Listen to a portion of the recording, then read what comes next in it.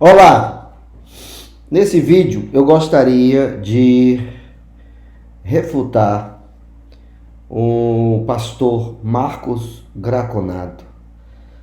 Mas antes eu gostaria de dizer que isso não é nada pessoal, claro, e quero dizer também que essa refutação não diz respeito a uma heresia, a alguma coisa grave na fé, mas o pastor Marcos Graconato, ele tem feito um excelente trabalho defendendo o calvinismo, os pontos calvinistas, a soberania de Deus. No entanto, o pastor Marcos Graconato tem falado algumas coisas que eu gostaria de pensar. Ele tem falado que Deus tem vários povos, né? Que Deus ele faz um rios e diz que Deus tem vários povos. E aí ele fala um comentário de uma pessoa que escreveu para ele, que diz: se Deus tem vários povos, Deus então tem várias esposas, Deus é bígamo.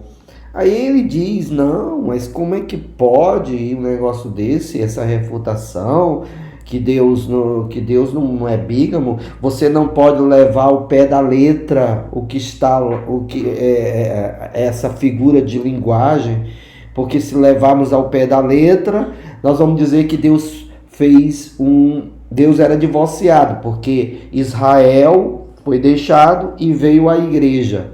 Aí ele cita Isaías 19, 24 e 25, que diz assim: naquele dia Israel será o terceiro com os egípcios e os assírios, uma bênção no meio da terra. Porque o Senhor dos exércitos abençoará, dizendo: bendito seja o Egito, meu povo, e a Assíria, obra de minhas mãos, Israel, minha herança. Aí ele disse que no momento Deus só tem dois povos, mas no porvir Deus vai ter o Egito, vai ter outros povos. Minha gente, e aí ele fala algo mais grave. Ele diz o seguinte, que a imagem de Jesus como noivo e a igreja noiva não se pode levar aos extremos dessa imagem, mas somente a fidelidade do noivo e da noiva. Meus queridos, nós percebemos que o pastor Marcos Graconato, ele é dispensacionalista. Essa é uma doutrina dispensacionalista. E às vezes dá a entender que o pastor Marcos Graconato não estudou teologia bíblica. Porque até mesmo entre os dispensacionalistas que se encontram as igrejas pentecostais, eles afirmam que Deus apenas tem dois povos. Ele diz que Deus pode ter muito mais, segundo a soberania de Deus. Ele não leva em conta vários textos. E aí eu percebo que o pastor Marcos Graconato, ele não leva em conta a hermenêutica. Ele não leva em conta a hermenêutica como ele leva em conta quando fala do calvinismo, da soberania de Deus. Então, eu gostaria de falar que eu tenho um artigo na Fides Reformata, que eu vou colocar o link para que você leia, baseado em Romanos capítulo 11, verso 25. O significado de todo Israel segundo Calvino. E eu vou colocar o link aqui embaixo e eu pediria que você leia. No entanto, eu vou colocar alguns textos bíblicos para mostrar que o pastor Marcos Graconato está muito enganado. E até parece que ele não estudou teologia bíblica. Ele tem um vídeo dizendo que essa visão de ter Israel separado da igreja, diz que levou até o nazismo. Minha gente, isso é bobagem. Não tem nada provado em relação a isso. Isso, inclusive, é algo grotesco. A igreja tem um povo, ou seja, crê que Deus tem um só povo, incluindo os judeus, E sabendo que dos judeus vieram os profetas, vieram os apóstolos, o próprio Jesus, como diz, a salvação vem dos judeus. O próprio Paulo falou isso, porque deles vieram os patriarcas, vieram as promessas, vieram a aliança. Então a igreja tem um grande amor pelo povo de Israel, mas também pelos outros povos também. O grande problema dessa ideia dispensacionalista infantil, de interpretação infantil, de não saber Bíblia, no sentido de teologia bíblica, é que nós vemos igrejas fazendo peregrinação para Israel. Nós vemos igreja colocando arcas da aliança no púlpito. Nós vemos pessoas tocando shofar. Esse é o grande problema. As pessoas começam a judaizar a igreja do Novo Testamento, porque entenderam errado. Então, vou dar alguns textos bíblicos aqui, que Israel já dava sinal que Israel fazia parte, não somente do Israel étnico, mas do Israel da fé. Nós podemos ver isso na própria genealogia de Jesus. Na genealogia de Jesus, por exemplo, havia mulheres que geralmente não tinham, como Ruth, não era judia, Ruth, e a própria Raabe, que era meretriz, não era judia, mas elas estão na genealogia de Jesus, e que isso é considerado pelos judeus, considerado pelos judeus. Os ninivitas, o próprio Jesus diz, os ninivitas no dia do juízo se levantarão, porque eles creram. Os ninivitas não eram judeus. Então o próprio Deus, quando fala em Israel, nós vemos, desde o Velho Testamento, nós vemos que falava de um povo. Vejam, John Stott, no seu livro, ele diz que a Bíblia não começa com Abraão, mas começa com Adão. E Abraão, lá em Gênesis 12:3, Deus dá uma promessa a Abraão: em ti serão benditas todas as famílias da terra. Em ti, ou seja, em ti, um povo só, serão benditas todas as famílias da terra, certo?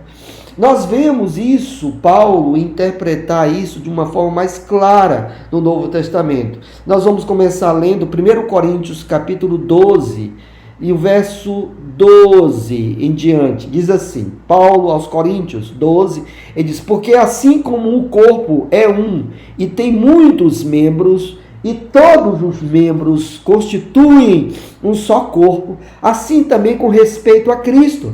Pois em um só Espírito todos nós fomos batizados em um corpo, quer judeus, quer gregos, quer escravos, quer livres, e todos nós foi dado beber de um só Espírito, porque também o corpo não é um só membro, mas muitos. Vejam o que Paulo está dizendo aqui, de um corpo que inclui judeus, gentios. A igreja é composta de judeus e gentios. Nós vemos também Colossenses 3, verso 10, que diz: e vos revestistes do novo homem que se refaz para o pleno conhecimento, segundo a imagem daquele que o criou, no qual não pode haver grego, nem judeu, circuncisão, nem incircuncisão, bárbaro, cita, escravo, livre, porém Cristo é tudo em todos. Notem que o texto que Paulo fala de não pode haver judeu, nem circuncisão, e bárbaro. Bárbaro eram os povos que não falavam grego na época. E que eram muitos povos pagãos, mas agora o apóstolo Paulo está dizendo que esse povo também está se convertendo. E a igreja é formada, Cristo é tudo em todos, Cristo é tudo em todos. Cristo é tudo em todos. A igreja é formada de judeus e todos os gentios. Vejam aqui também em Romanos 9:6 a 8, Romanos 9, 6 a 8, que diz o seguinte: e não pensemos que a palavra de Deus haja falhado, porque nem todos os de Israel são de fato israelitas, nem por serem descendentes de Abraão são todos seus filhos, mas em Isaque será chamada a tua descendência. Isto é, estes filhos de Deus não são propriamente os da carne, mas devem ser considerados como descendência os filhos da promessa. Porque a palavra da promessa é essa: por esse tempo virei, Sara terá um filho. Então, Paulo começa a mostrar que nem todos os de Israel são de fato israelitas. Porque os filhos da promessa, os filhos de Deus, realmente são os filhos da promessa. Ou seja, gentios e judeus, os gentios foram enxertados na videira, como o próprio Paulo fala, que formam um só corpo, a igreja. Nós vemos em Romanos,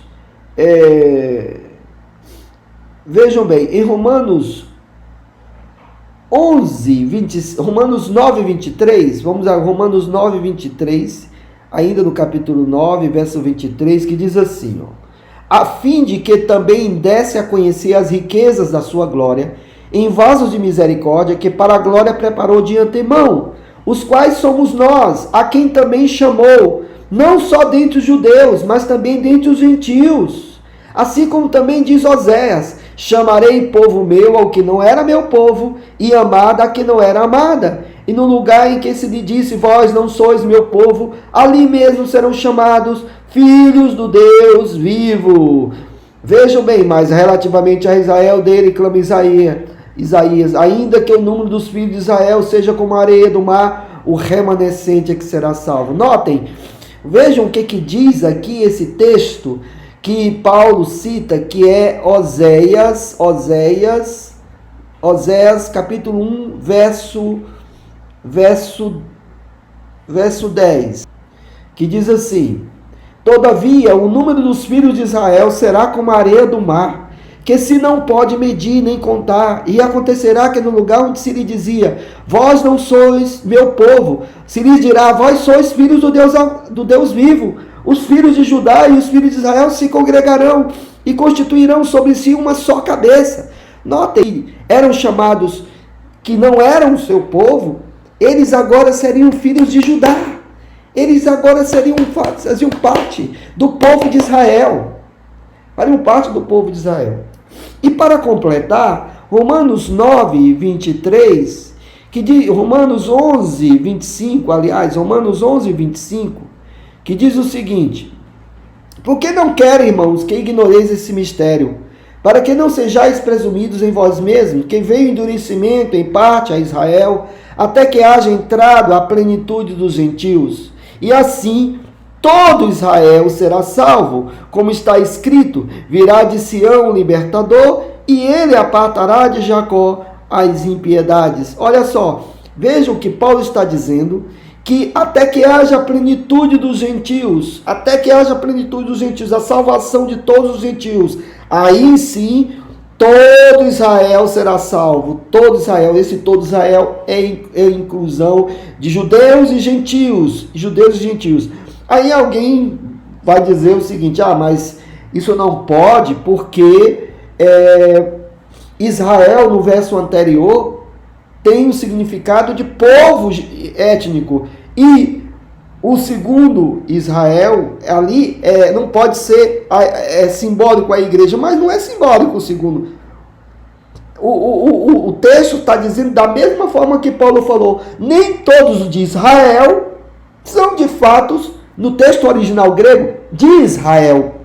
Na língua portuguesa diz israelitas, mas no texto original grego está de Israel. Nem todos de Israel são de fato de Israel. A mesma coisa desse texto. Paulo está dizendo aqui que quando chegar a plenitude dos gentios, todo Israel será salvo. Eu falo melhor sobre isso no meu artigo da Fides Reformata, que eu vou colocar aqui. Agora, preste atenção que ele falou, minha gente. Ele diz que a imagem de Jesus e a noiva é uma figura de linguagem e que não pode levar aos extremos.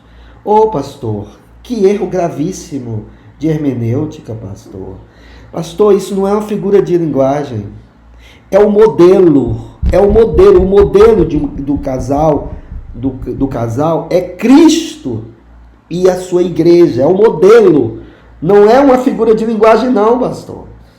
Jesus veio salvar a sua igreja. Vamos para o texto 25, que diz o seguinte: maridos, amai vossa mulher, como também Cristo amou a igreja e a si mesmo se entregou por ela.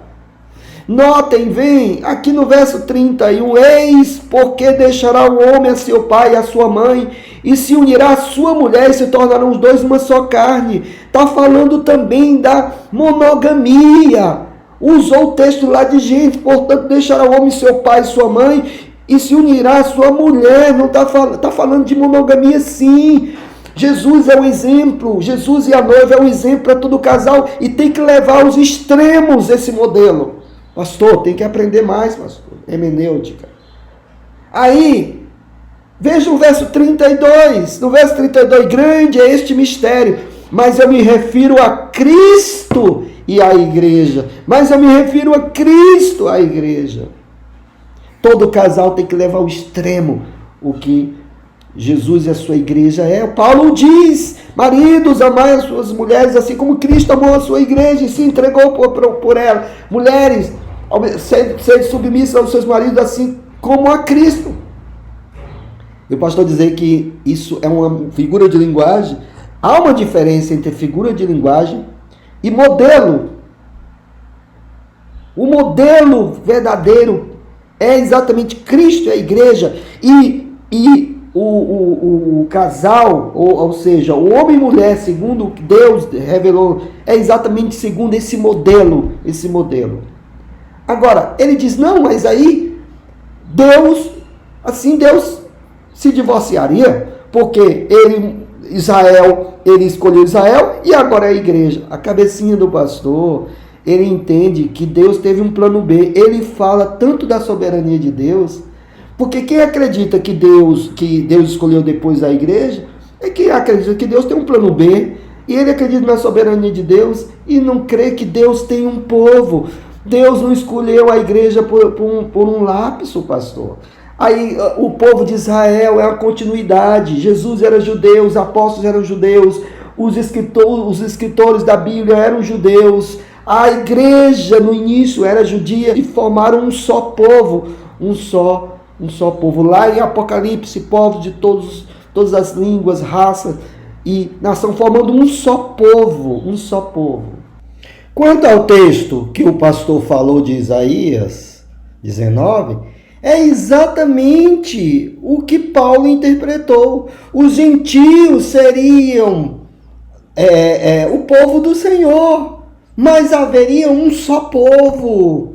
Há um só povo, há uma só igreja. A igreja onde os gentios foram enxertados na videira. E aí formou um só povo. Aquele texto de Isaías, o que Deus está falando para Isaías, que o profeta Isaías está falando, é exatamente porque o Egito seria o povo do Senhor e assim a Síria, aqueles que se converteram, seriam povo do Senhor, mas um só povo, um só Israel, como disse Paulo lá em Romanos capítulo 11, e assim todo Israel será salvo. Portanto, queridos, eu quero deixar aqui essa refutação, pequena refutação, e deixar o texto aqui na Fides Reformata, para que vocês possam ver melhor o texto de Romanos capítulo 11, verso 25, tá bom? Deus abençoe.